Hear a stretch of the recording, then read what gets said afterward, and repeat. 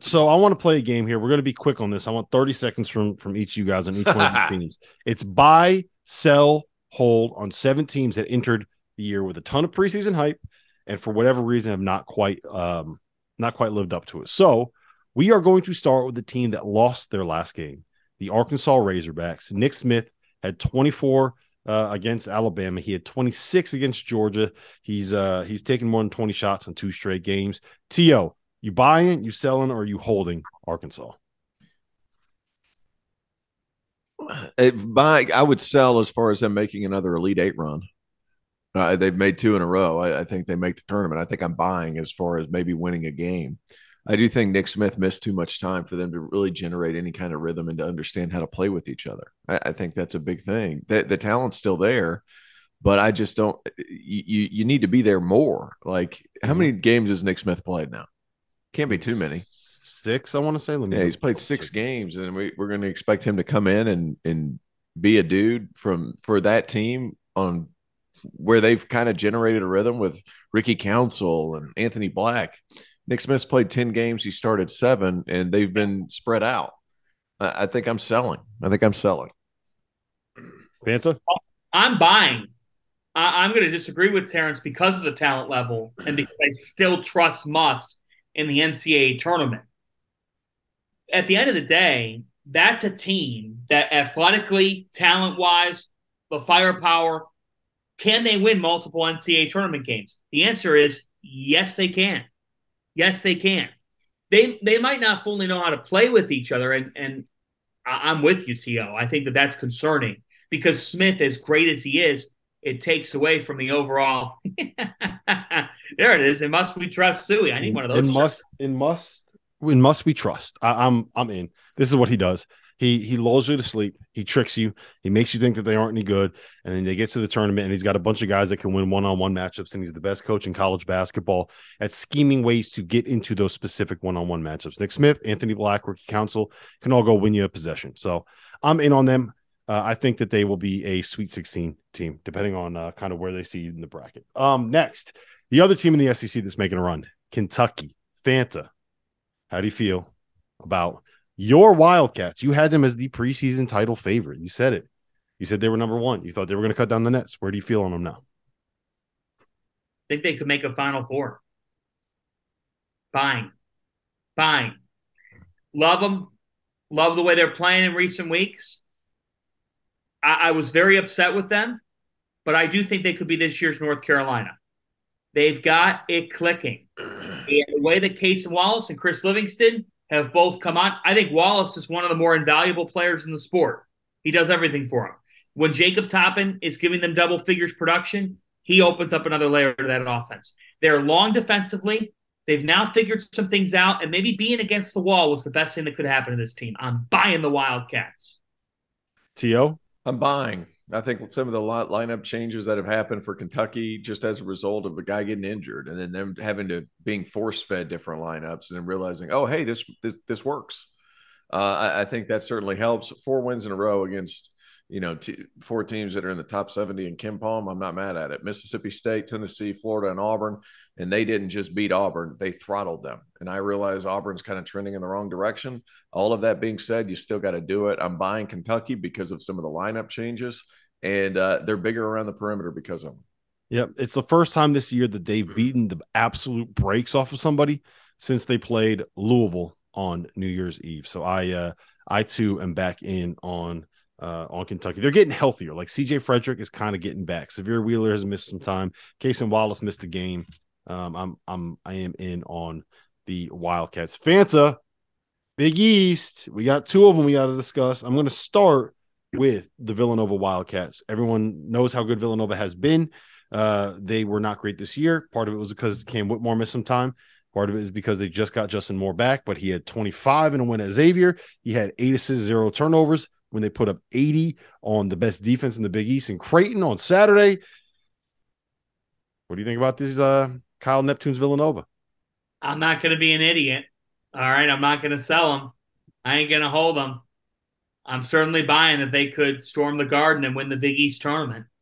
And the way that the draw could pan out for them as the 6th seed in the tournament, could end up being a good draw because it looks like UConn's going to be in the 4-5 game.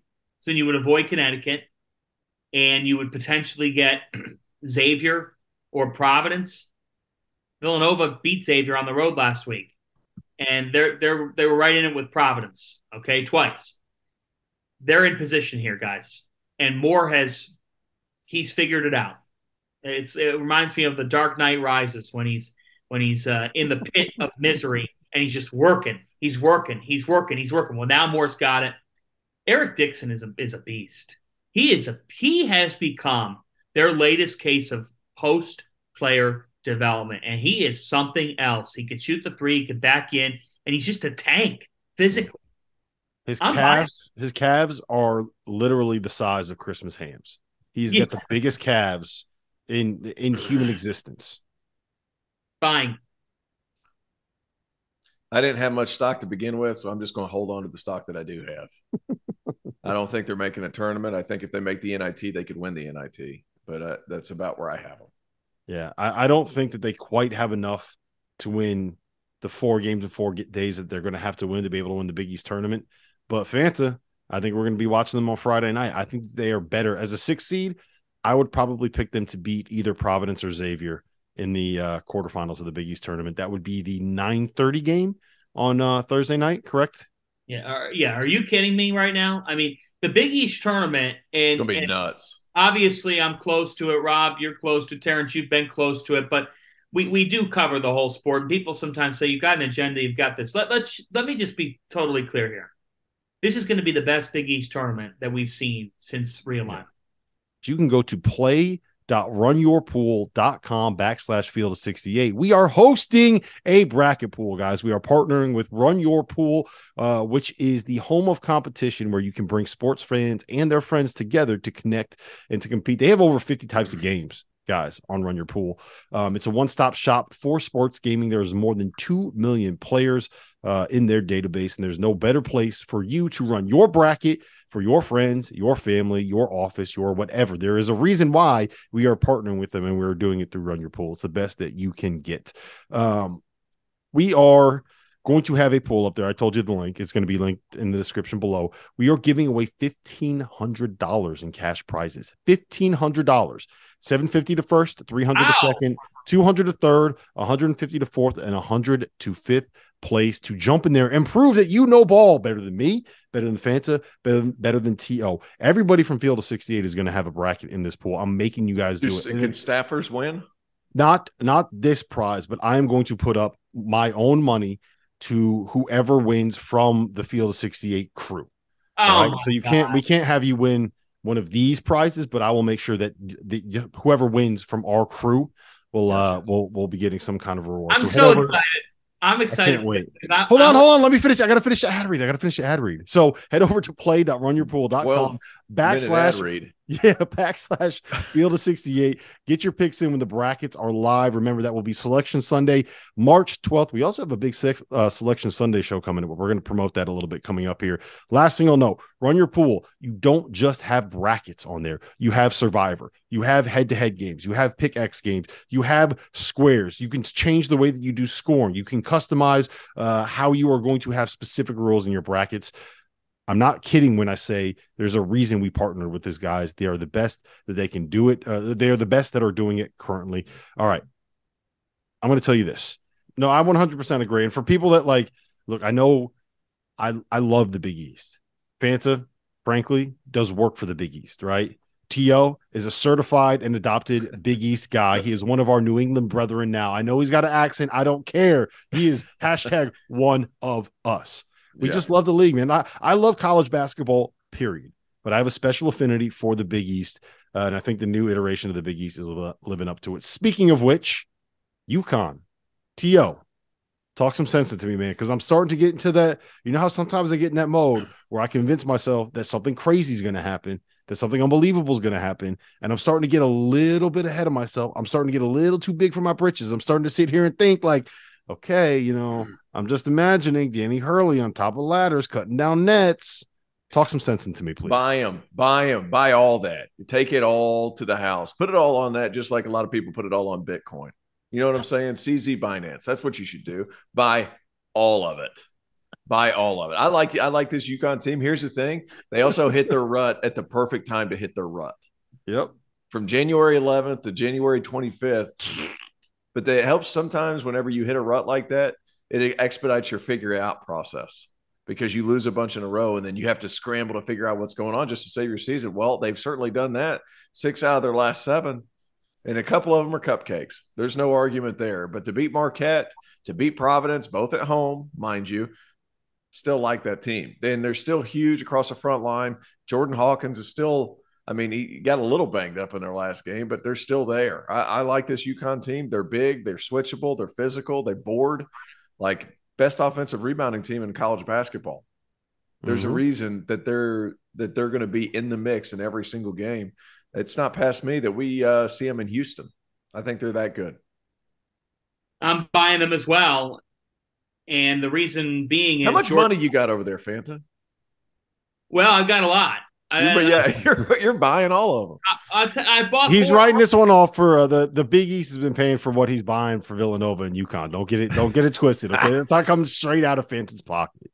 Well, look, it's all relative, but I am buying UConn. We got him flustered, T.O. We did it. We finally got Fanta flustered. Got to buy him. It took us 4 months, and we finally got him flustered. 2 years. Yeah, right.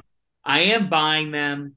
And the reason why I'm buying them because Jordan Hawkins is a first-round NBA draft pick, in my opinion, and Adama Sanogo just keeps on churning out Adama Sanogo results. So when you have 2 players that are that great, and Tristan Newton has figured it out here over the last month, that's just it. When they hit their rut, they were getting no point guard play. In fact, the point guard position was hurting them. So, you look at this team, and do I get concerned about them away from their home court? A little bit, but they're too talented to not buy. Plain and simple. And if the good news is they're going to be playing a home game in the Big East tournament for 3 straight days. So that's always a positive. And if they end up in the East Regional, Lord willing, they'll be playing home games in the Sweet 16 and the Elite 8. Last time they did that, you know what happened? Last time they did that, Shabazz beat Iowa State. Then he beat Michigan State. Yep. Then they went to Dallas, and they beat Patrick Young. Then they beat Julius Randle, and Kevin Ollie cut down the nets. Listen, I could spend an hour literally talking about the changes in UConn. I'm not going to do that here. I did that on the Top Dogs podcast on the Field of 68 Media Network. If you want to hear me ramble for an hour about how UConn has figured it out, go download that episode. All right, we have. I'm going to go to the ACC here, and T.O. I'm going to ask you both of these teams, right? Duke, North Carolina. Combined, right? Are you buying both of them? Are you selling both of them? Where do you stand on the Blue Bloods down there on in North Carolina?